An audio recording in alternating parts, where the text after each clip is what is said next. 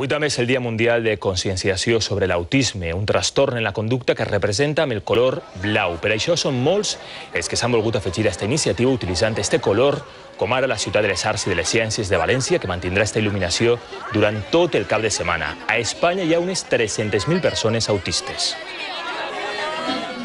En este centre de Montcada tienen toda clase de actividades. Trabajaríamos tareas relacionadas con la vida cotidiana. Ahí tenemos el taller de aula hogar, donde ellos se preparan sus almuerzos, hacen talleres de cocina y hacen tareas domésticas, las aprenden en ese taller. L'objectiu és que els autistes millorin les seues habilitats socials i de relació amb la resta, ja que la majoria té alteracions en les capacitats de comunicació i llenguatge. A ver, puestas, vamos a poner tierra.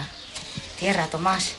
Este cap de setmana, la majoria dels centres que treballen amb persones amb autisme tenen les seues portes obertes. D'una banda, per a fer visible tot el seu treball, i d'una altra... Que tengan presente eso, que no hay que tratarlos como autistas, sino como personas y que cada persona tiene su nombre. En tot Espanya hi ha més de 50.000 menors amb autisme. Imma té un fill a qui li van detectar este trastorn quan tenia 4 anys. Ara, amb 12, reconeix que els recursos i les tècniques per a millorar la seva qualitat de vida han avançat molt. Los niños con autismo, como te decía, cuando son pequeños les cuesta mucho aprender de su propia experiencia y entonces hay que enseñarles a aprender.